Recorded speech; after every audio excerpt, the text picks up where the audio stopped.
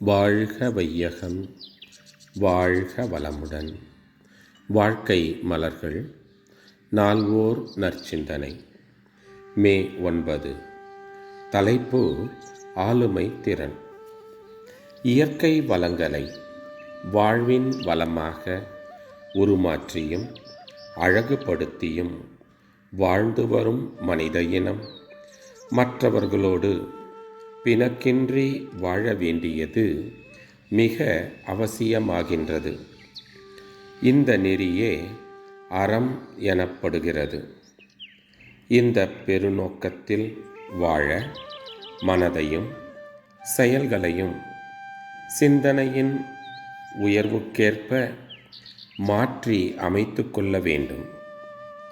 பல ஆயிரம் தலைமுறைகளாக ஆற்றிய எண்ணம் செயல் பதிவுகளால் வடிவம், தரம், திறம் அமையப்பெற்ற மனிதன் தனது ஆளுமை வளத்தை சிறப்பித்து கொள்ள வேண்டுமெனில் அதற்கு ஏற்ற உளப்பயிற்சியும் செயல் பயிற்சியும் வேண்டும்.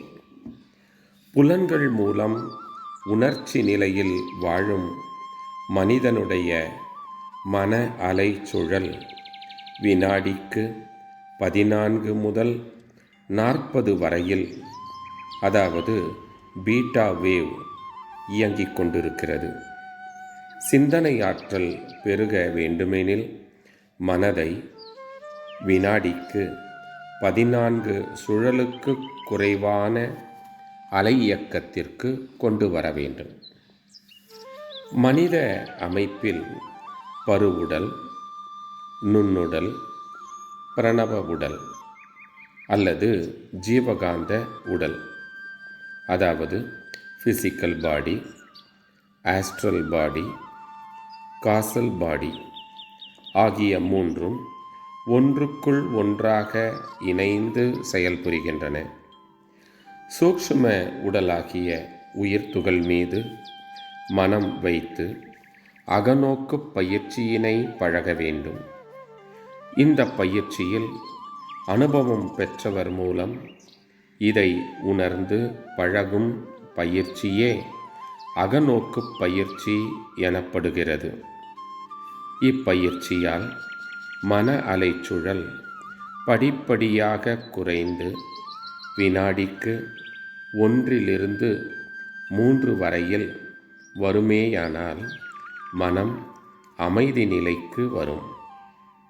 இந்த மனநிலையில் மனம், உயிர், இறைநிலை என்ற 3 மறைபொருட்களையும் உணரும் திறமை மனித மனதுக்கு கிடைக்கும்.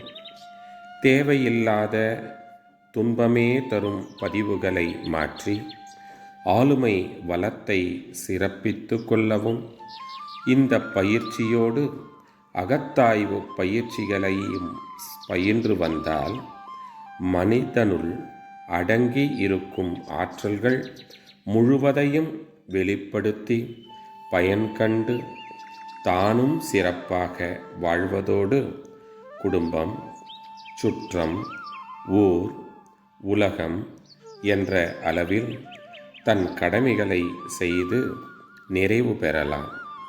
அமைதியும் இன்பமும் பெறலாம். அருட்தந்தை. வாழ்க வளமுடன். தொடரும்.